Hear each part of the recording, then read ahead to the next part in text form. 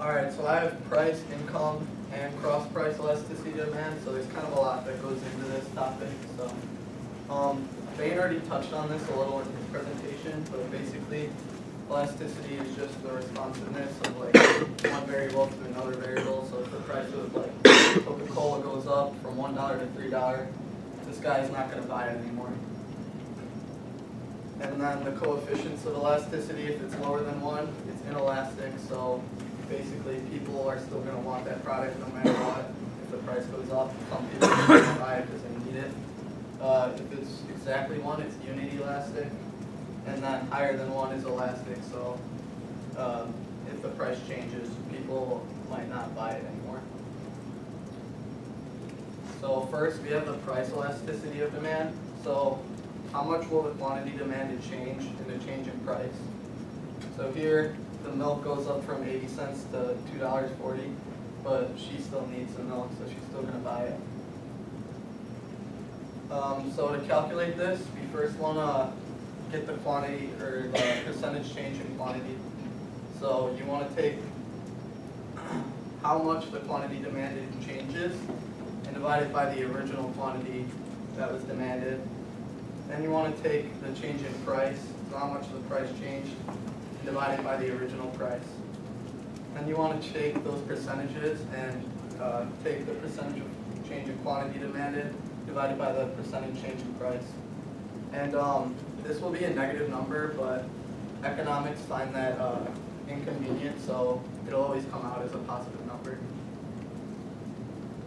So a quick example, a milk producer raises their price from $1.50 to $2.25. The quantity demanded drops from 1,000 cartons bought to 950. So calculate the price elasticity of demand. Could someone tell me what the first step would be? Jonathan? It would be to take the second value from the price divided by the first value. X 2 minus x1, and then divide that by 5 minus 5. Yeah, so you take the 1,000, which was the original, and subtract what it dropped to, 950, so you get a change in quantity of 50 cartons. And then you're going to divide it from the original, which was 1,000, times that by 100, you would get 5%. So then next you would do the same thing for price. So the change in price was 75%. You divide that by the original price, which was 150, and you get 50%.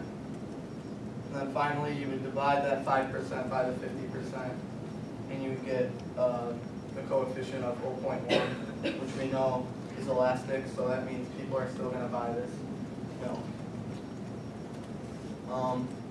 So then what Jonathan was saying is, this is talking about the midpoint method. So this is just basically a different way of looking at it, more of a equation form.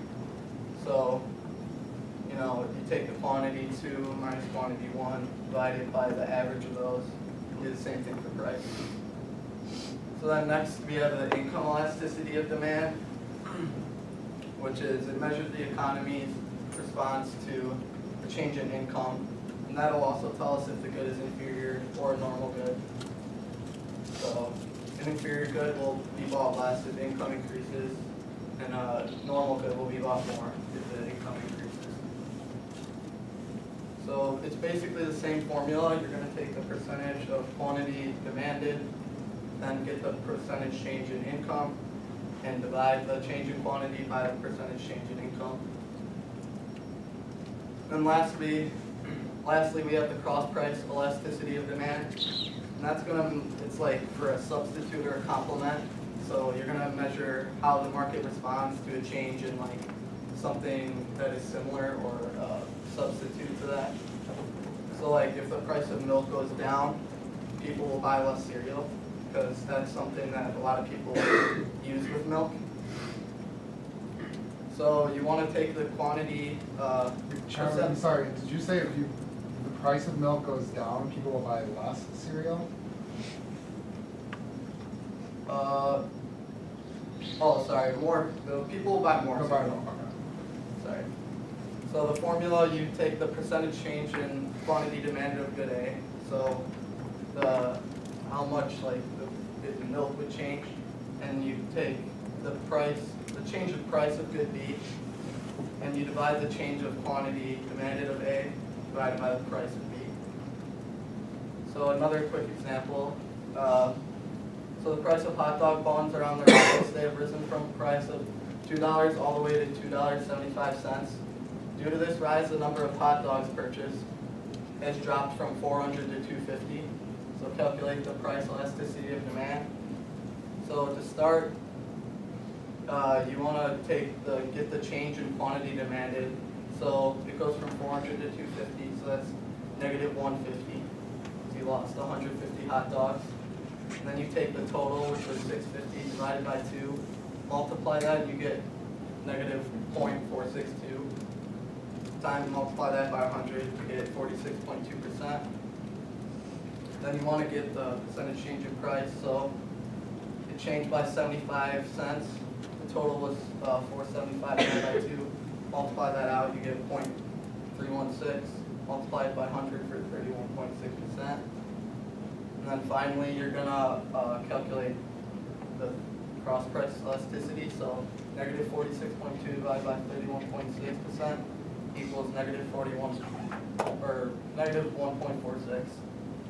So since it's a negative number, we know that hot dogs and hot dog buns are complements because the price of one went up, so people aren't going to buy it.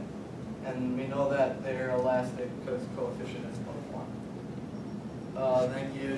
Does anyone have any questions?